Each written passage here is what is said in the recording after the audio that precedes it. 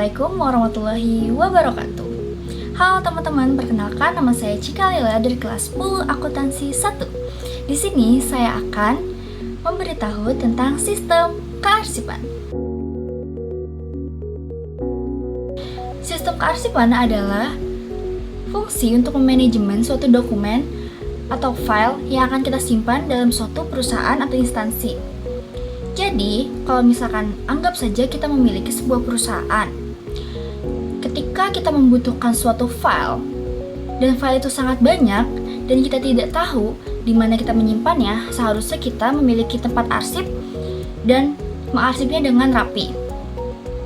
Karena ketika kita membutuhkan di masa depan, kita jadi lebih gampang untuk mencarinya, apalagi mencari data-data yang memiliki kemiripan atau data-data yang rumit untuk dicari dengan manual.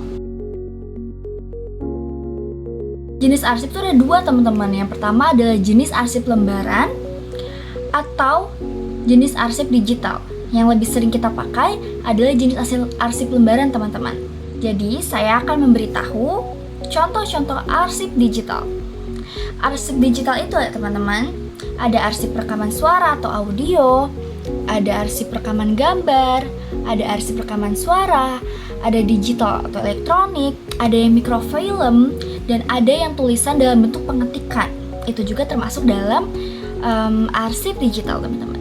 Tetapi yang lebih sering kita pakai dalam perusahaan atau instansi adalah jenis arsip lembaran. Saya akan memberitahu contoh-contoh jenis arsip lembaran. Nah, teman-teman, dalam arsip lembaran ini masih banyak sistem yang akan kita jelaskan. Sistem yang pertama adalah sistem nomor.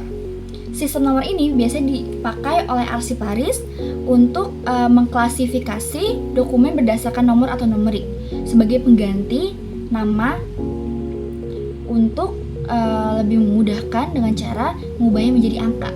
Seperti itu. Nah, sistem yang kedua ini adalah sistem abjad. Sistem abjad ini digunakan secara berurutan dari arsip A sampai Z, seperti abjad A sampai Z. Jadi dari awal sampai akhir, dari yang paling atas sampai yang paling bawah itu berurutan. Seperti itu. Untuk sistem yang ketiga adalah sistem tanggal. Sistem tanggal ini biasanya dimulai dari tanggal yang datang dokumennya paling baru sampai yang paling lama atau pada masa lampau, paling masa lampau, seperti itu. Di sini saya memiliki bahan praktek sederhana yang dibuat pada saat di sekolah. Ini cukup bisa dimengerti sih menurut saya, teman-teman. Yang paling awal 2022 sampai yang paling terakhir dokumennya adalah 1930. Nah, teman-teman, sistem yang keempat adalah sistem subjek. Biasanya sistem subjek ini sesuai dengan perusahaan atau instansinya masing-masing, teman-teman. Jadi setiap perusahaan tuh memiliki klasifikasi atau ketentuan yang berbeda-beda tentang sistem subjek ini. Kenapa? Karena ya seperti itu, ketentuan itu berbeda-beda dan ada beberapa alasan yang membuat perusahaan itu membuat subjek dengan format apa atau apa, seperti itu. Teman-teman, sistem yang terakhir adalah sistem wilayah. Sesuai dari namanya, biasanya ini kita urutkan dari berbagai wilayah. Tergantung instansi atau perusahaannya, biasanya sistem wilayah ini diurutkan dari wilayah yang paling sering muncul dalam suatu perusahaan tersebut. Misalnya, kita memiliki customer paling banyak di Jakarta. Ya berarti paling depan atau urutan paling pertama adalah daerah Jakarta, lalu yang kedua adalah Bekasi dan lain-lain, seperti itu. Jadi, tiap perusahaan memiliki ketentuan dan syarat yang berbeda-beda.